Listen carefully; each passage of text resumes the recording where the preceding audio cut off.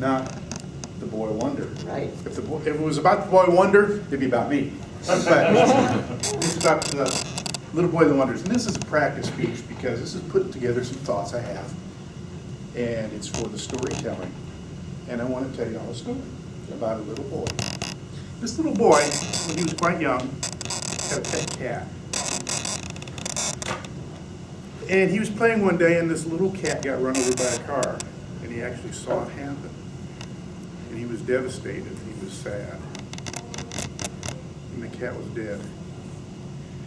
And so he took it home crying to his mother, and his mother said, well, let's have a little ceremony. And she buried it in the backyard. And the boy was sad, but he got another cat.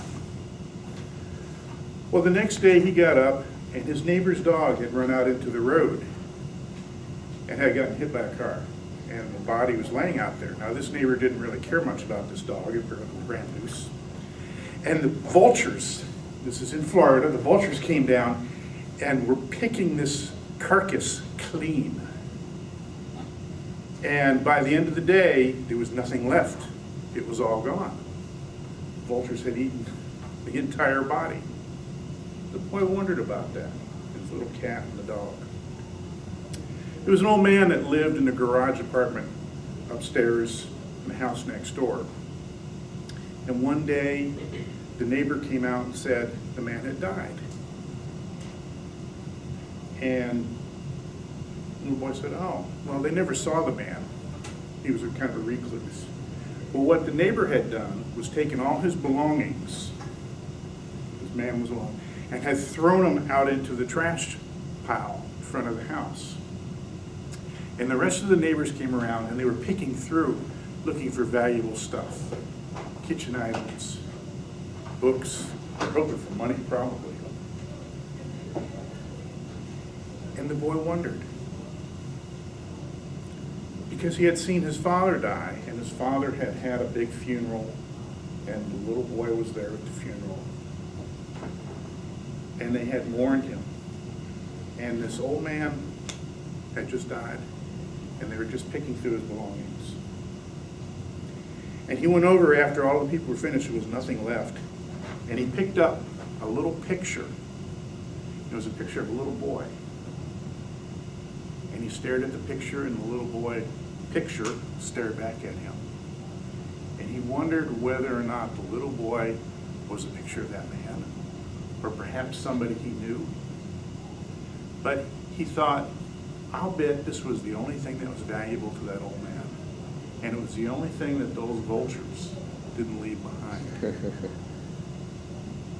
So the little boy grew up, moved on in years. He saw his grandfather die. And his grandfather always wanted to be a bird. And for the next week after his grandfather died, he saw a little bird out on the lawn. And it was a brave little bird. When he went out, all the birds would fly away. This one would stay there and just look at him.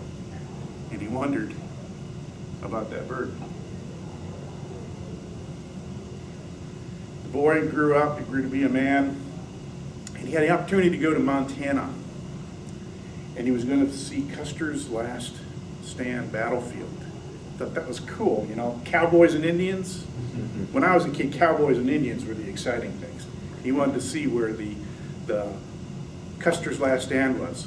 So they drove and drove and drove, and they were out in the hills, and it was actually on the plains of Montana, away from the mountains, and it was kind of hilly. And they went up to the memorial site, and all that was there was just this plaque that said this is where the battle took place. And the only other thing there was little markers out in the fields where each of the soldiers had died. And there were little markers, and there was a trail that you could walk around and see where each soldier had died. And it was a warm afternoon, but it was a little breezy. And every time the little boy, big boy now, came up to one of these markers, the wind would just kind of puff across his arms, give him a little bit of a chill. And he wondered. Boy went back home, he lived in Florida. He was learning to water ski. And it was an early spring day, and the water was really cold. It was a warm day though, so they're out water skiing. And because it was a warm day and the water was cold, the fog came up off the Gulf. And the fog in puffs would come blowing in across the beach and into the bay where they were water skiing.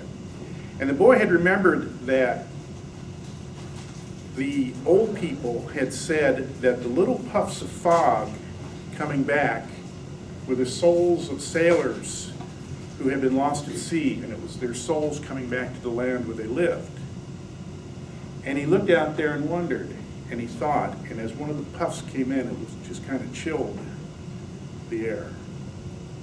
And the boy wondered about that. And the boy wondered that when he got older, he saw his mother die, he saw his father die, he saw his wife die, and he was all by himself. And he wondered. And today that big boy, big man, lives his life with computers and technology and 24-hour entertainment.